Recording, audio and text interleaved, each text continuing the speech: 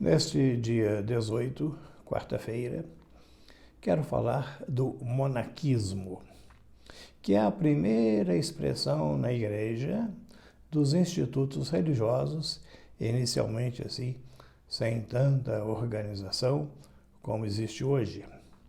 Mas eram pessoas que se reuniam numa vida em comum, debaixo de um mesmo teto, com a vida de oração e de trabalho, e um desapego total dos bens da terra e uma austeridade de vida.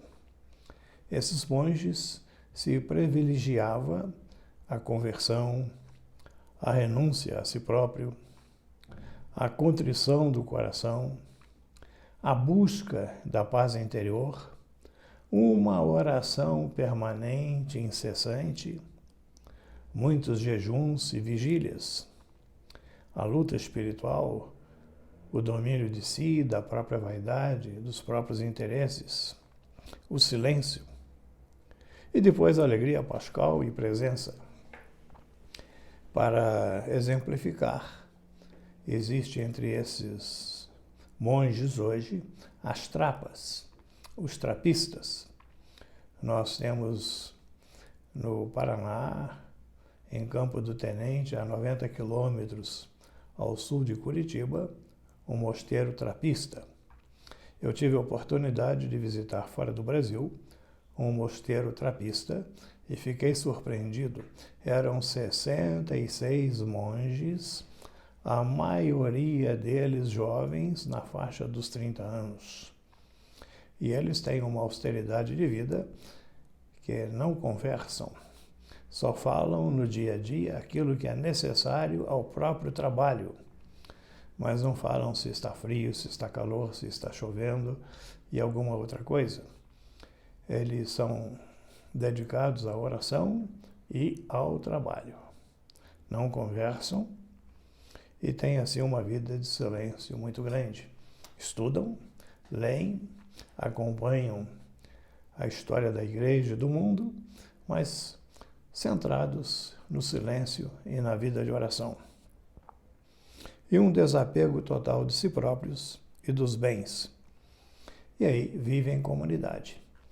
Paralelo a esses monges, há os eremitas, aqueles que vivem sozinhos. Nas oportunidades que Deus me concedeu na vida, eu estive na Grécia, no Monte Athos, onde no passado viveram 20.000 monges. E na época que eu passei lá, havia uns 20 mosteiros, e eu visitei um desses mosteiros, o Panteleimonos. Eram poucos monges. Na época alta do mosteiro, eles chegaram a ser 3.000 pessoas naquele mosteiro, com construções muito grandes. E eu pude observar que, no momento do almoço, entrou lá no refeitório um velho monge. Ele pegou um pão, levou no seu embornal e voltou para a mata para passar, não sei se 3, 4, 5, 6, 7 dias em oração, vivendo em oração a pão e água. Esse é eremita, eremo no grego deserto, que vivem assim separados na oração, num desapego total de si próprios. Mas a maioria vive em comunidade e em oração. No Ocidente, nós temos São Bento, que foi praticamente aquele que desenvolveu esses grandes mosteiros no Ocidente. Paz interior e trabalho, oração e trabalho. E são também, às vezes, conforme as normas de cada um desses mosteiros, não se abrem a visitas exteriores. Tem lá a sala em que eles podem receber visitas, mas levam uma vida de maior austeridade. E, sobretudo, a oração, a Eucaristia, a penitência e o trabalho.